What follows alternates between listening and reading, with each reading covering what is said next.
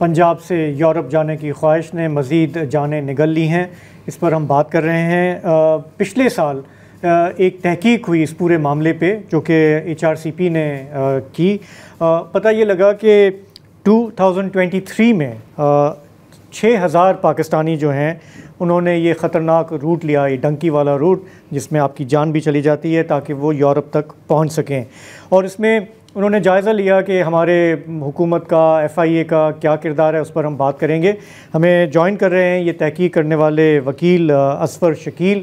اصفر، آپ کا بہت بہت شکریہ، آپ کی کافی جامع رپورٹ تھی پچھلے سال اور ڈان میں بھی آپ نے اس پہ لکھا تھا۔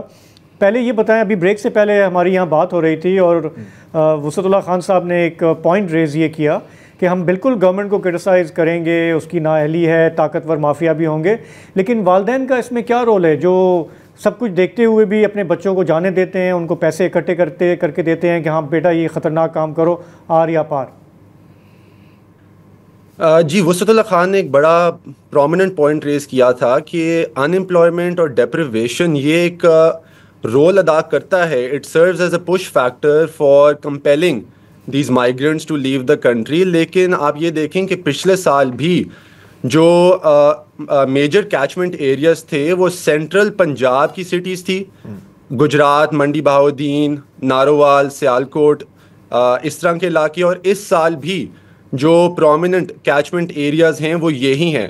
تو آپ یہ تو کہہ سکتے ہیں کہ اگر آپ نے ریلیٹیو ڈپریوٹی کا ہی اسکیل لینا ہے، these are not the most economically backward cities of Pakistan. So ایسی کیا وجہ ہے کہ یہیں سے ہی لوگ جاتے ہیں اور بلوچستان اور سندھ سے لوگ نہیں جاتے؟ اور اس کا جواب یہ ہے کہ پیئر افیکٹ وہ ایک بہت پرومیننٹ رول ادا کرتا ہے. میری جن وکٹم سے، جن مائیگرنٹ سے ریگولرلی بات ہوتی تھی پچھلے سال جب میں اپنی رپورٹ لکھ رہا تھا، وہ مجھے یہی بتاتے تھے کہ ہمارے علاقے سے اتنے لوگ جو ہیں وہ پچھلے سال گئے، وہاں جا کے انہوں نے واٹس ایپ پہ ہمیں ویڈیوز بھیجی اور انہوں نے ہمیں گرینر پیسچرز، سغانے باغ دکھائے، اور ہم بھی کمپیل ہوئے. ہم نے بھی کہا کہ ہم اپنے پیسے جوڑ کے تو ایک فورن ملک جائیں گے. اچھا، اب اس میں ایک یہ بھی پوائنٹ ریز کیا گیا تھا کہ اگر اتنے ہی پیسے ہیں، 20-25 لاکھ روپے ہیں، تو آپ لیگل راؤٹ کے تھرو کیوں نہیں چلے جاتے یا آپ ایک دکان کیوں نہیں لگا لیتے؟ اس کا ایک جواب یہ ہے کہ ایک تو لیک آف انفارمیشن ہوتی ہے، ٹھیک ہے. دوسرا یہ کہ اتھارٹی سے ڈیل کرنے کی جو قابلیت ہے وہ ہر کسی میں نہیں ہوتی. کچھ لوگ ڈرتے ہیں اور کچھ لوگ جو ہیں ان کے پاس اس طرح کی اویئرنیس ہی نہیں ہوتی. اس وجہ سے وہ پھر جو ان کے آس پاس ایک پرومیننٹ کوئی اسمگلر ہوتا ہے جس نے فیس بک پہ اپنے آپ کو ایڈورٹائز کیا ہوتا ہے یا واٹس ایپ پہ اپنی اس نے انفارمیشن شیئر کی ہوتی ہے، اور آس پاس کے لوگ بھی بتاتے ہیں کہ یہ بندہ آپ کو باہر پہنچا سکتا ہے اگر آپ اس کو اتنے پیسے ڈپازٹ کر دیں، وہ پھر ایسے لوگوں کی سروسز جو ہے وہ وصول کر لیتے ہیں. مطلب ورڈ آف ماؤتھ ہو گیا نا یہ، جس کو ہم کہتے ہیں فیئر آف مسنگ آؤٹ. کہ وسعت اللہ بیٹھا ہوا ہے اٹلی میں، وہ مجھے تصویریں بھیج رہا ہے، پیچھے میرے پتہ نہیں وہ فاؤنٹین ہے ٹریوی، اور کہتے ہیں یار تو بھی آ جا. تو میں یہ نہیں دیکھوں گا کہ یار کتنے ہزار لوگ ڈوبے ہیں، میں یہ دیکھوں گا کہ یار جو ایک بندہ جو میرا دوست ہے، جو ہو سکتا ہے کہ وہاں پر انہی ہیومن سمگلرز کی دلالی کر رہا ہو، رائٹ، ان کی ریکروٹمنٹ ایجنٹ کا کام کر رہا ہو، میں اس کے پیچھے چلے جاؤں گا.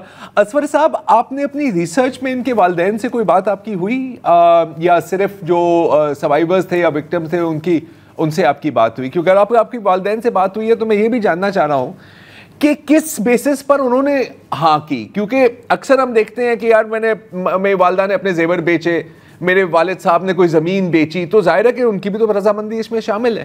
جی، اس میں نا ویسے تو میرا پیرنٹس تک پہنچ نہیں تھی، میں نے صرف اسمگلرز اور جو مائیگرنٹس ہیں انہی کا ہی انٹرویو کیا تھا اس رپورٹ کے لیے. لیکن جو مجھے انفارمیشن وکٹم سے ملی تھی وہ یہ تھی، آپ نے جیسے محمود کا ذکر کیا، اس کے کیس میں محمود نے اپنے پیرنٹ سے پرمیشن نہیں لی تھی. ہاں، اس نے اپنے گھر کے اندر جو ایسٹس وغیرہ موجود تھے including motor cycle and other assets, وہ بیچ کے اس نے پیسے تو ضرور اکٹھے کیے، لیکن اس نے اپنے پیرنٹ سے سب سے پہلے تب رابطہ کیا جب وہ آلریڈی بلوچستان ایران کے بارڈر پہ تھا، وہ ماشکیل کراس کر رہا تھا. اس وقت اس نے سب سے پہلے اپنے پیرنٹس کو کانٹیکٹ کیا، اور وہ بھی اس لیے کیا کیونکہ اس کو ایک ڈسپرسمنٹ کرنی تھی، کیونکہ جو اسمگلرز ہیں وہ اپ فرنٹ ساری پیمنٹ نہیں لیتے, وہ پیس میل لیتے ہیں, series of subnetworks بنے ہوتے ہیں اور ہر سب نیٹ ورک جو ہے وہ اپنا حصہ رکھ لیتا ہے اور پھر مائیگرنٹس کو آن ورڈز موو کروا دیتا ہے towards the next subnetwork. تو اس نے جب اگلے سب نیٹ ورک پہ جانا تھا ان ٹو ایران, تو وہ ایک پیمنٹ مانگ رہے تھے, پیمنٹ کے لیے ایک ڈسپرسمنٹ کرنی تھی جو کہ پیچھے گھر سے ہونی تھی. تو اس نے سب سے پہلی دفعہ رابطہ پیرنٹس کو تب کیا اور پیرنٹس کو تب پتہ لگا کہ اچھا ہمارا بیٹا تو اب ٹرکی کے راستے پہ ہے, بٹ اس وقت کچھ ہو نہیں سکتا تھا. اچھا اسفر صاحب, ہمارے پاس ٹائم کم ہے, ایک آخری سوال.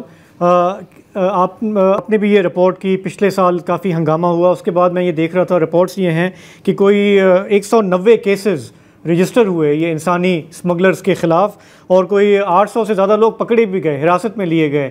آئی ڈونٹ نو آپ نے اس پہ فالو اپ کیا ہے کہ وہ کیا ہوا, وہ بات آئی گئی ہوگی, بندے چھوٹ گئے یا اس پہ وزیر اعظم کو پرسوں رپورٹ پیش کی ہے ایف آئی اے نے کہ 174 پرچے کٹے پچھلے سال, صرف 4 کو عدالتوں نے سزائیں دی ہیں. اچھا آپ بتائیے, آپ ماہر قانون ہیں, کیا ہوا اس کا؟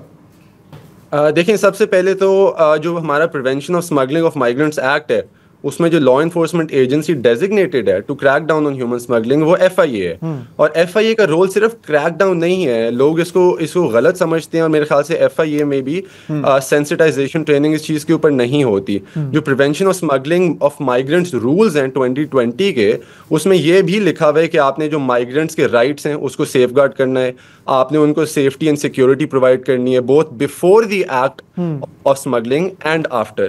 یہ چیزیں نہیں ہوتی. اور سب سے زیادہ افسوسناک چیز اس میں مجھے یہ نظر آتی ہے کہ جب بھی اس طرح کا بڑا انسیڈنٹ ہوتا ہے تو کریک ڈاؤنز بھی ہو جاتے ہیں, ایف آئی اے کے یونٹس بھی کانسٹیٹیوٹ ہو جاتے ہیں, جیسے ابھی 2 گجرات اور 2 گجرانوالہ میں ہوئے ہیں, اور جو راؤنڈ اپس ہیں وہ بھی ہو جاتے ہیں, کیسز بھی رجسٹر ہو جاتے ہیں, اور جو اسمگلرز ہیں وہ بھی ڈیٹین ہو جاتے ہیں.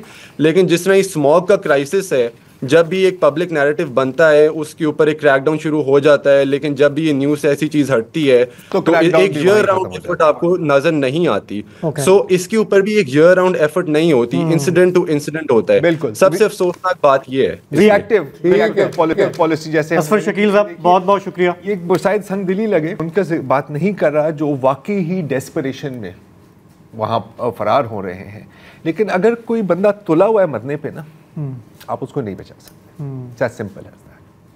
ہم کچھ زیادہ کروئل تو نہیں ہو رہے پیرنٹس کے ساتھ؟ پیرنٹس کے ساتھ مطلب بات بالکل صحیح ہے, جائز بات ہے. شاید کروئل تو تب ہونا کہ جب ان کو پتہ ہی نہ ہو کہ ہوتا کیا. ان کے تو سامنے ہر سال لاشیں آتی ہیں اپنے ہی شہروں میں, تو کیا انہیں نہیں پتا کہ ہوتا کیا؟ لیکن بس یہی سوچا کہ میں اسپیشل ہوں گا, میں نکل جاؤں گا. تو یہ گریڈ کا ایک ایلیمنٹ ہے نا جو ابھر کے سامنے آ رہا ہے. گریڈ, اینڈ آئی تھنک یہ جو مطلب اگین یہ جو سوشل میڈیا کی بات ہے نا, اس کو بھی ہم نظر انداز نہ کریں. آپ کو یاد ہے پچھلے سال اس میں ہم نے باقاعدہ وہ کلپس دکھائی تھی جو ہیومن ٹریفکرز ہیں, جس طرح وہ ایڈورٹائز کر رہے ہیں. تو یہ نہیں دیکھیں گے کہ میرے پڑوس کے گھر میں 4 جنازے آئے ہیں, یہ دیکھیں گے کہ سر مجھے واٹس ایپ پر کیا آ رہا ہے. یہ ہے ریالٹی.